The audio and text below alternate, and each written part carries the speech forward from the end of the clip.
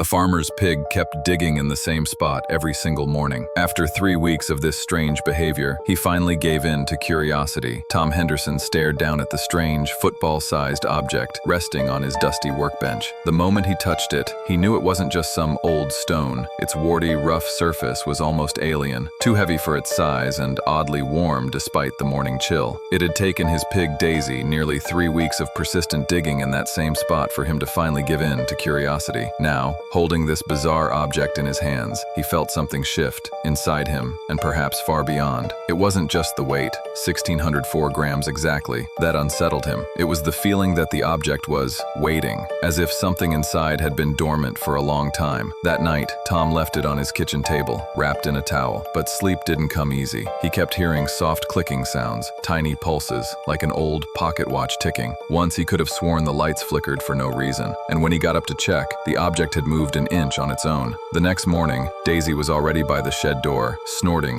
and pawing at it anxiously. Tom opened the door, and the pig rushed in like she was being pulled. She sniffed at the object, then backed away, snorted, and stared at Tom like she expected him to do something. And then Tom noticed it, a faint, jagged crack running across the surface that hadn't been there before. Grabbing a chisel and a rubber mallet, he tapped gently around the line. There was a soft hiss, and suddenly the crack widened. Dust and vapor escaped like ancient air being released after centuries of silence. Carefully prying it open, he found not gold or bones, but something far more confusing. A tightly wrapped, blackened cloth and a smooth metal canister, with no openings, buttons, or seams. Unfolding the cloth revealed strange markings. Some looked like stars, others like circuitry, etched in ink. And in the center was a triangle within a circle, unfamiliar, yet hauntingly precise. When Tom touched the metal canister, it began to vibrate softly, and for a brief second the cloth symbols lit up faintly with a bluish glow. Unsure of what he was dealing with, Tom contacted Dr. Helen Marks, a friend from university who had become a well-known expert in ancient symbols and unexplained objects. She arrived the following evening, intrigued but skeptical. One look at the object, though, and all skepticism vanished from her face. "This isn't just a relic," she whispered. "This could be one of the 7 solstice capsules." Tom blinked. The what?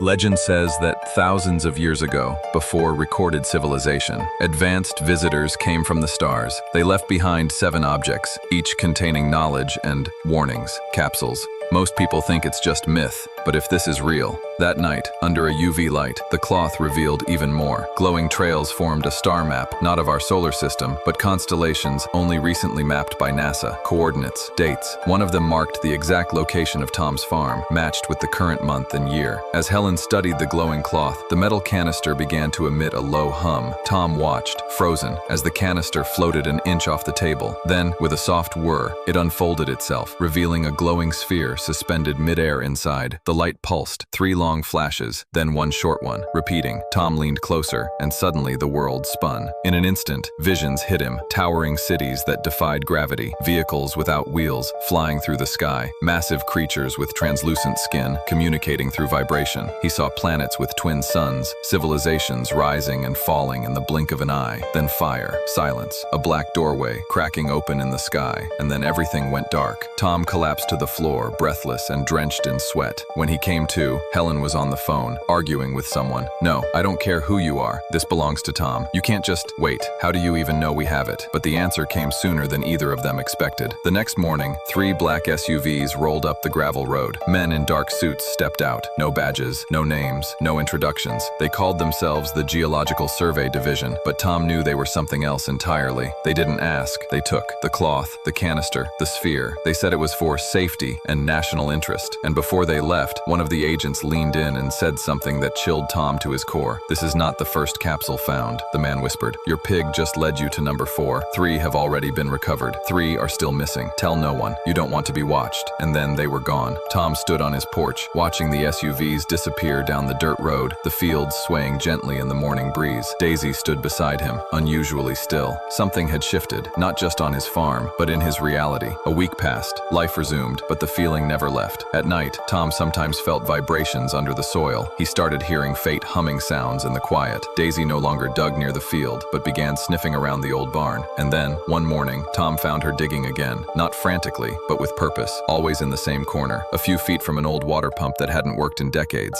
This time, Tom didn't hesitate. He grabbed his shovel and started digging alongside her, because now he understood. Daisy wasn't just a pig with a good nose. She was drawn to something calling, and whatever they had found before was only the beginning, because beneath the surface of Tom's land, ancient secrets slept, secrets that might not want to stay buried much longer. Like, subscribe and comment your opinion, and don't forget to share this video, and we'll see you in the next story.